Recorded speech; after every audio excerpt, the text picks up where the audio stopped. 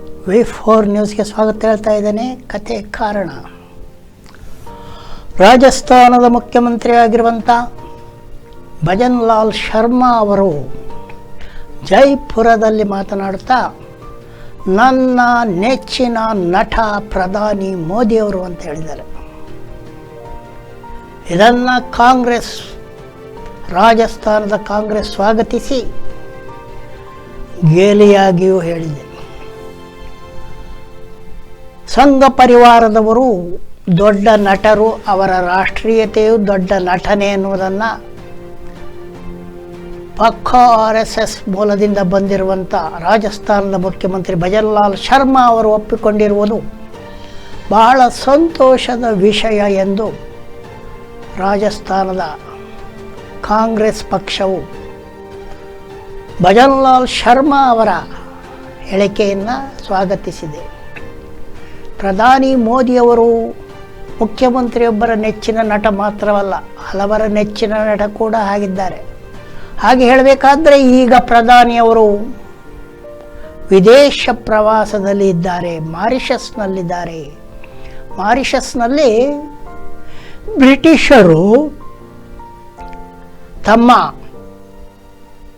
ಕೃಷಿಗಾಗಿ ಇಲ್ಲಿಂದ ಕರೆದುಕೊಂಡು ಹೋದಂಥ ಜನಾಂಗವೇ ಅಲ್ಲಿ ಇವಾಗ ಪ್ರಮುಖ ಜನಾಂಗವಾಗಿದೆ. 150 ವರ್ಷಗಳ ಹಿಂದೆ, 100ರಿಂದ 150 ವರ್ಷಗಳ ಹಿಂದೆ ಭಾರತದಿಂದ ಕೂಲಿ ಕಾರ್ಮಿಕರಾಗಿ ಕರೆದುಕೊಂಡು ಹೋದವರ ಜನಾಂಗವೇ ಈಗ ಮಾರಿಷಸ್ನ ಪ್ರಮುಖ ಆಡಳಿತ ಮತ್ತು ಪ್ರಮುಖ ಜನಾಂಗವಾಗಿದೆ. ಮಾರಿಷಸ್ನಲ್ಲಿ ಅಲ್ಲಿ ಪ್ರಧಾನಿ ಮೋದಿಯವರು ಇದ್ದಾರೆ. ಅವರನ್ನು ಪ್ರಧಾನಿ ಅಂತ ಜೊತೆಗೆ ಭಾಳಷ್ಟು ಜನರು ಪ್ರವಾಸ ಮಂತ್ರಿ ಅಂತ ಕೂಡ ಹೇಳ್ತಾರೆ. ಮಣಿಪುರಕ್ಕೆ ಹೋಗಲಾಗದ ಪ್ರಧಾನಿ ಮೋದಿಯವರು ಎಷ್ಟು ದೇಶಗಳನ್ನು ಸುತ್ತಿದ್ರು. ವಿದೇಶಾಂಗ ಸಚಿವರು ಸುತ್ತದ ದೇಶಗಳಿಗೆಲ್ಲ ಪ್ರಧಾನಿ ಮೋದಿಯವರು ಸುತ್ತಿದ್ದಾರೆ. ವಿದೇಶಾಂಗ ಸಚಿವರು ಯಾಕಪ್ಪ ಇರೋದು? ಈ ವಿಷಯ ಹೇಳುವಾಗ ಇನ್ನೊಂದು ಸಂಗತಿ ನೆನಪಾಗ್ತದೆ. 1977ರಲ್ಲಿ 78ರಲ್ಲಿ ಜನತಾ ಸರ್ಕಾರದಲ್ಲಿ AB ವಾಜಪೇಯಿಯವರು ವಿದೇಶಾಂಗ ಮಂತ್ರಿ ಆಗಿದ್ದರು. ಬಹುಶಃ ವಿದೇಶ ಸುತ್ತದ ವಿದೇಶಾಂಗ ಮಂತ್ರಿ ಅವರೊಬ್ಬರೇ. ಅವರು ವಿದೇಶಾಂಗ ಮಂತ್ರಿ ಇರುವಾಗ ಬೆಂಗಳೂರಿನಲ್ಲಿ ಬಂದು ಸಾಯಿಬಾಬಾ ಆಶ್ರಮದಲ್ಲಿ ಆರಾಮಾಗಿ ರೆಸ್ಟ್ ತಗೊಂಡು ಮಲ್ಕೊಂಡಿದ್ರು. ಗಾಂಧಿವಾದಿಯಾಗಿದ್ದಂಥ ಆಗಿನ ಪ್ರಧಾನಿ ಮೊರಾರ್ಜಿ ದೇಸಾಯಿ ಅವರು ನಿನ್ನನ್ನು ಮುಖ್ಯಮಂತ್ರಿ ಪ್ರಧಾನಿಯಾಗಿದ್ದು ನಾನು ನಿನ್ನನ್ನು ವಿದೇಶಾಂಗ ಸಚಿವ ಮಾಡಿರೋದು ವಿದೇಶಾಂಗ ವ್ಯವಹಾರಗಳನ್ನು ಗಮನಿಸಲು, ಇಲ್ಲಿ ಆಶ್ರಮದಲ್ಲಿ ಬಂದು ಮಲಗಿಕೊಳ್ಳಲಿಕ್ಕಲ್ಲ ಎಂದು ಮೊರಾರ್ಜಿ ದೇಸಾಯಿಯವರು ವಾಜಪೇಯಿಯವರಿಗೆ ಚೆನ್ನಾಗಿ ಕ್ಲಾಸ್ ತೆಗೆದುಕೊಂಡಿದ್ದರು. ಆದರೆ ಪ್ರಧಾನಿ ಮೋದಿಯವರಿಗೆ ಕ್ಲಾಸ್ ತೆಗೆದುಕೊಳ್ಳುವವರು ಯಾರೂ ಇಲ್ಲ. ಅಂಥ ವಿದೇಶಾಂಗ ಸಚಿವರನ್ನು ಕಂಡಂಥ ದೇಶ ಇದು. ಈಗ ಅಂಥ ಒಬ್ಬ ಪ್ರಧಾನಿಯನ್ನು ನೋಡುತ್ತಿರುವಂಥ ದೇಶ ಇದು. ಇನ್ನು ಇದನ್ನು ದಾಟಿ ನೋಡುವಾಗ ಕರ್ನಾಟಕದಲ್ಲಿ ಗ್ಯಾರಂಟಿಗಳ ರಕ್ಷಣೆಗೆ ಸಮಿತಿಗಳನ್ನು ರಚಿಸಲಾಗಿದ್ದು, ಸಮಿತಿಗಳ ಮುಖ್ಯಸ್ಥರ ಹುದ್ದೆಗಳನ್ನು ಕಾಂಗ್ರೆಸ್ ಕಾರ್ಯಕರ್ತರಿಗೆ ಕೊಡಲಾಗಿದ್ದು, ಇದು ನಮಗೆ ಅವಮಾನ ಎಂದು ವಿಧಾನಸಭೆಯಲ್ಲೇ BJP ಶಾಸಕರು ಪ್ರತಿಭಟಿಸಿದ್ದಾರೆ. ಪ್ರತಿಭಟಿಸುವ ಹಕ್ಕು ಅವರಿಗಿದೆ. ಹಾಗೂ ಅವರು ನಮ್ಮ ಘನತೆಗೆ ಕುಂದು ಎನ್ನುವ ಮಾತನ್ನು ಹೇಳಿದ್ದಾರೆ. ಅದು ಹೇಗೆ ಘನತೆಗೆ ಕುಂದು ಬರ್ತದೆ? ಕಾರ್ಯಕರ್ತರೊಬ್ಬರು, ಈಗ ಪ್ರಧಾನಿ ಮೋದಿಯವರೇ ಇರ್ಬೋದು, ಅವರು ಗುಜರಾತ್ ಮುಖ್ಯಮಂತ್ರಿ ಆಗೋದಕ್ಕಿಂತ ಮುಂಚೆ ಏನಾಗಿದ್ರು? ಏನಿಲ್ಲ, ಅವರೊಂದು ಸಾಮಾನ್ಯ ಕಾರ್ಯಕರ್ತ ಆಗಿದ್ರು. ಅದೇ ರೀತಿ ಪ್ರತಿ ರಾಜಕೀಯದಲ್ಲೂ ಆಗನೆ. ಇವಾಗ ಸಿದ್ದರಾಮಯ್ಯವರ ಜೊತೆಗೆ ಎಷ್ಟೋ ಜನ ಇದ್ದರು, ಅವರೆಲ್ಲ ಎಲ್ಲಿದ್ದಾರೆ?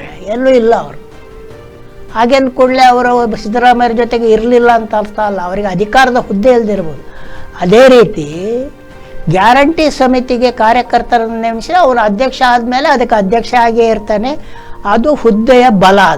ಅದನ್ನು ವಿರೋಧಿಸೋದಕ್ಕೆ ಯಾವುದಕ್ಕೂ ಅದಕ್ಕೂ ಶಾಸನಬದ್ಧ ಅಧಿಕಾರ ಇದೆ ಇರುವಂಥದ್ದು ಬೇರೆ ರೀತಿಯಲ್ಲಿ ನಿರ್ಣಯಿಸಬೇಕಾಗ್ತದೆ. ಹಾಗಾಗಿ ಮುಖ್ಯಮಂತ್ರಿ ಸಿದ್ದರಾಮಯ್ಯನವರು ಸಮಿತಿಯನ್ನು ಬದಲಾಯಿಸುವ ಪ್ರಶ್ನೆ ಇಲ್ಲ.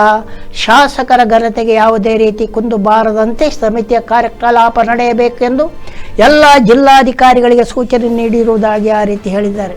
ಇದರ ನಡುವೆ ನಿರ್ಮಲಾ ಸೀತಾರಾಮನ್ರವರು ಒಂದು ಗೋಟಾಳೆ ಮಾಡಿಕೊಂಡಿದ್ದಾರೆ. ಏನಪ್ಪ ಅದು?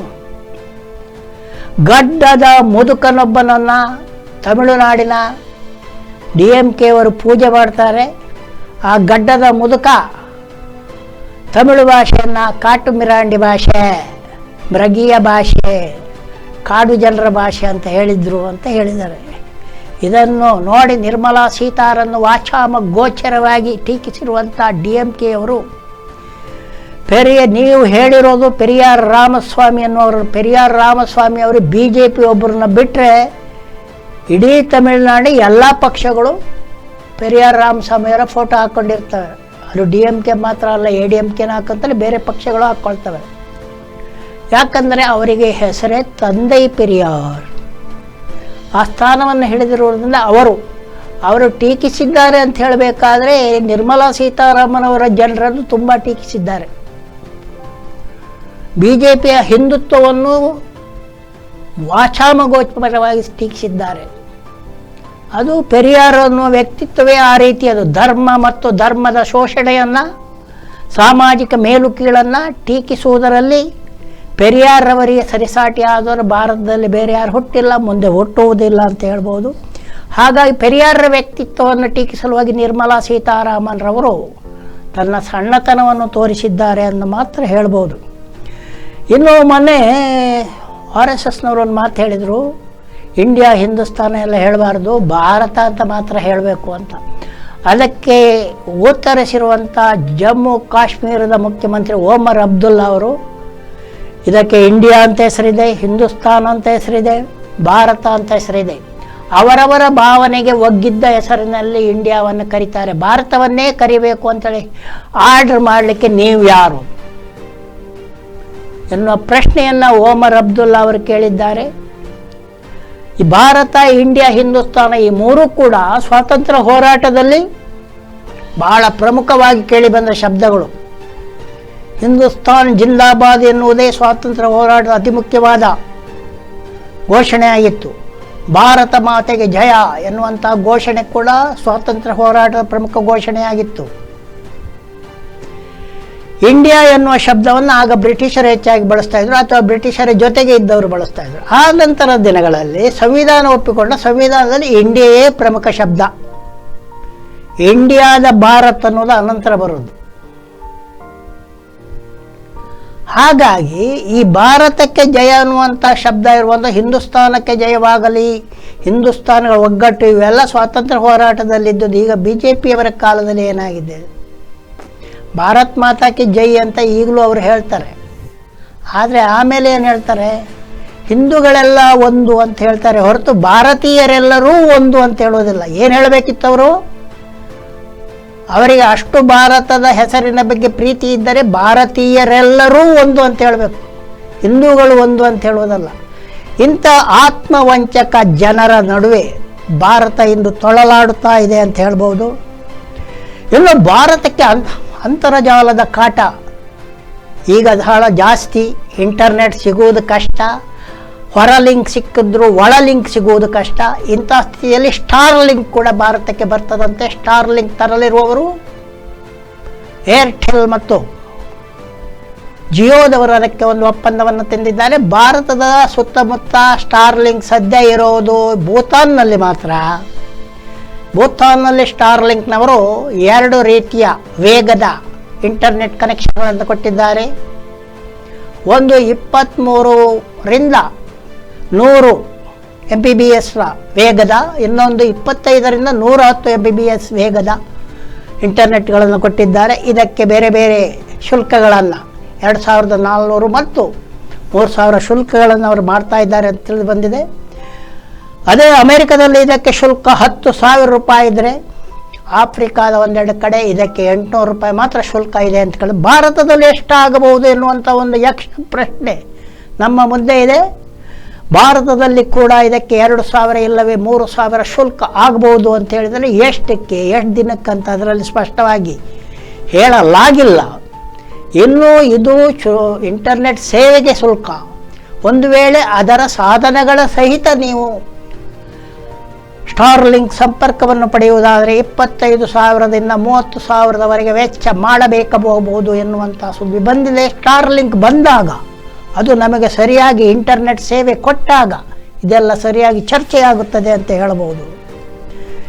ಇನ್ನು ಅಮೆರಿಕದ ಸಂಸತ್ತಿನ ಪ್ರಧಾನ ಪತ್ರಿಕಾ ಕಾರ್ಯದರ್ಶಿಯಾಗಿರುವಂಥ ಕರೋಲಿನ್ ಅವರು ಒಂದು ಮಾತನ್ನು ಹೇಳಿದ್ದಾರೆ. ಕರೋಲಿನ್ ಲೆವಿಟ್ ಏನು ಹೇಳಿದ್ದಾರೆ ಅವರು? ಅಮೆರಿಕದ ಮದ್ಯಕ್ಕೆ ಭಾರತದವರು 150% ಸುಂಕ ಹಾಕಿದ್ದಾರೆ. ನಮ್ಮ ಸುಂಕವನ್ನು ಪ್ರಶ್ನಿಸುವ ಯೋಗ್ಯತೆ ಅವರಿಗಿಲ್ಲ. ಭಾರತದವರು ಅಮೆರಿಕದ ಯಾವ್ಯಾವ ವಸ್ತುಗಳಿಗೆ ಎಷ್ಟೆಷ್ಟು ಸುಂಕ ಹಾಕಿದ್ದಾರೆ ಎನ್ನುವುದನ್ನು ಹೇಳಿ ಲೆವಿಟ್ ಅವರು ತೀವ್ರವಾಗಿ ಟೀಕಿಸಿದ್ದಾರೆ ಅಂತ ಹೇಳ್ಬೋದು.